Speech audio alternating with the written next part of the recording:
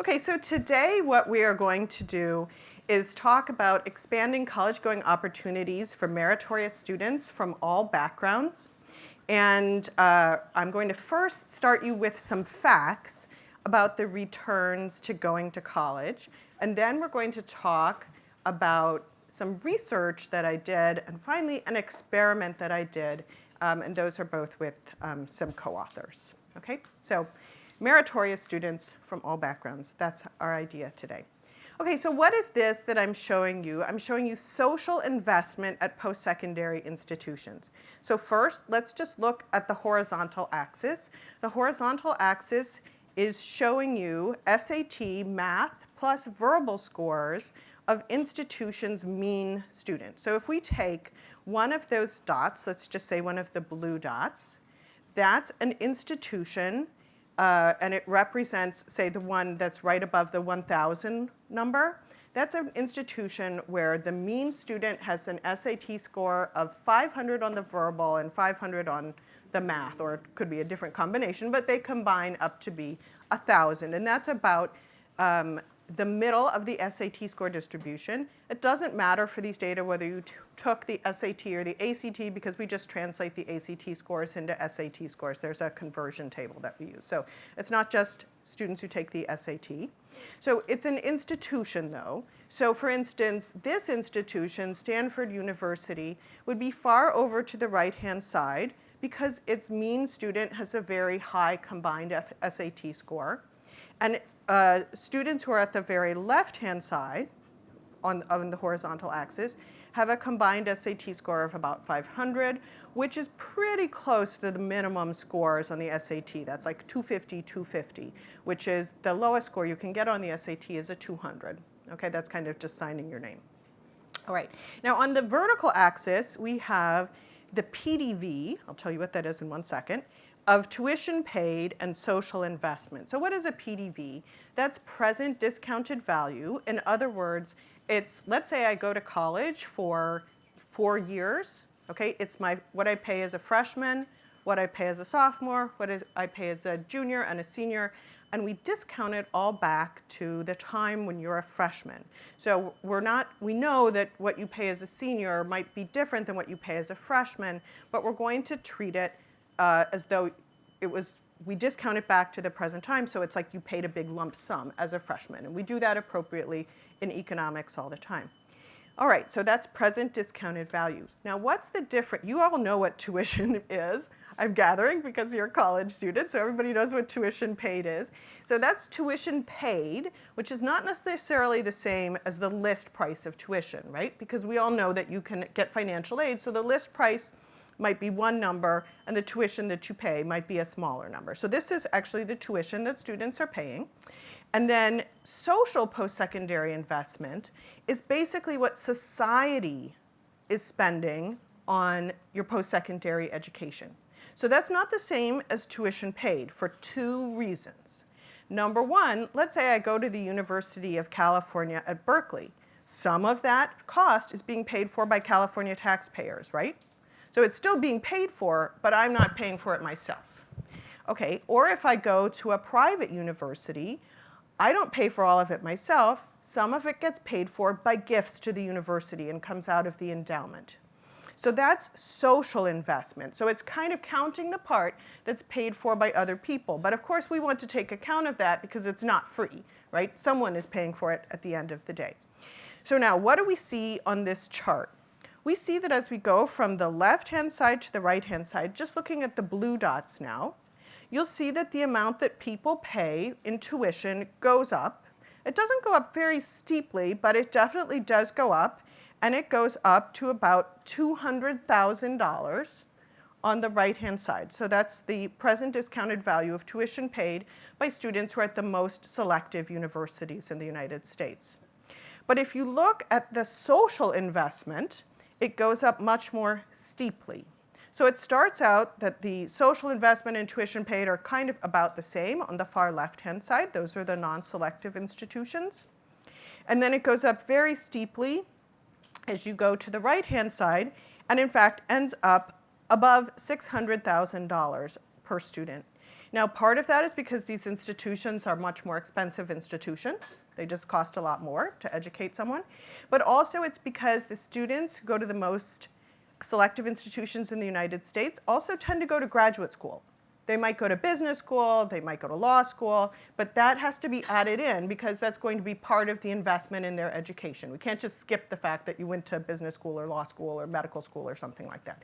So they also tend to get more graduate education, and that's part of why it's so steep, because they're more likely to have gone on to graduate school.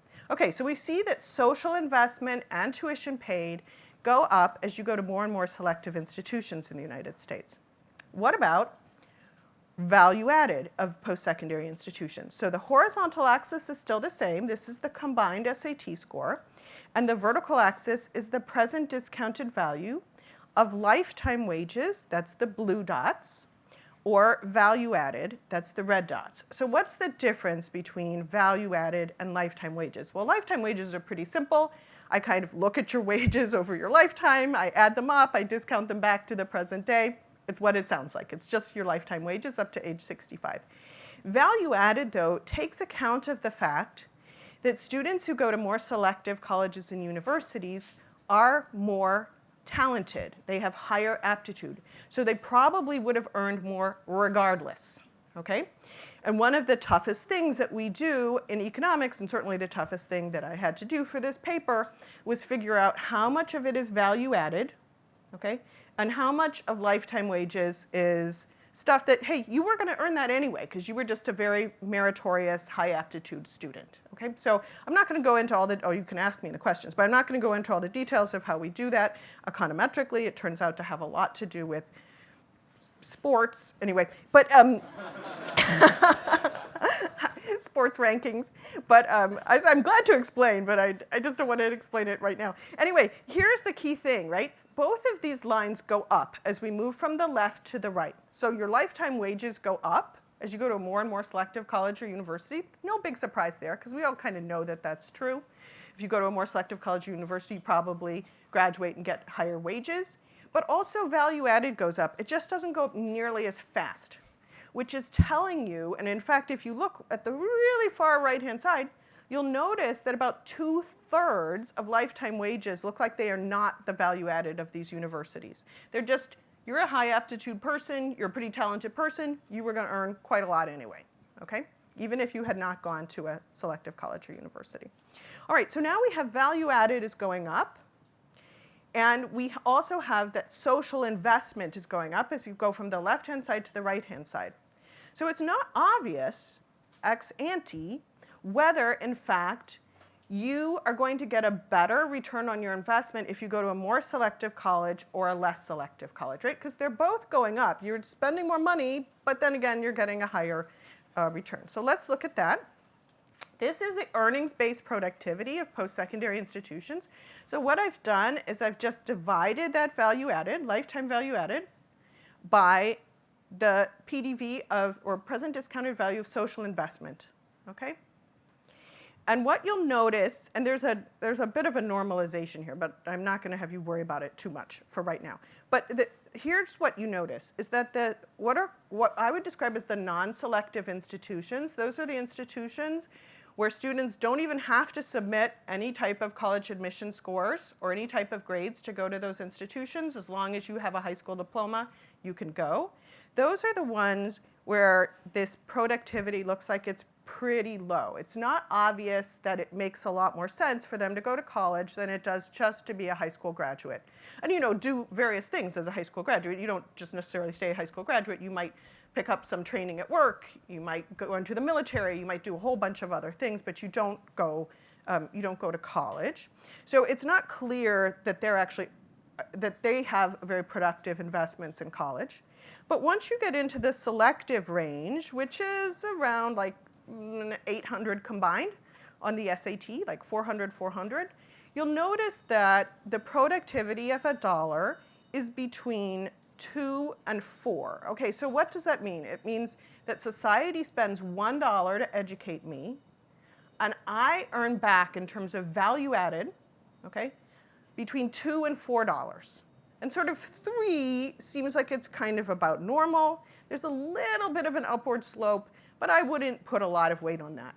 I think basically what we're seeing is that the productivity of $1 of society's investment in your college education is pretty good, okay? Like $3 for every dollar that's invested, as long as you go to a at least somewhat selective institution.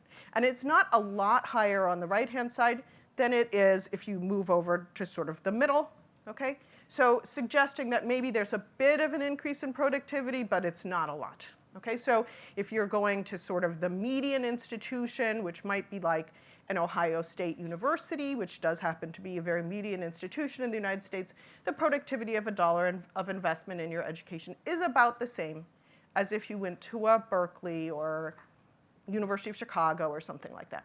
Okay, so that's, first of all, that's the first fact that we need to take away, is that these investments in college are really quite productive for people. All right? And let's go forward.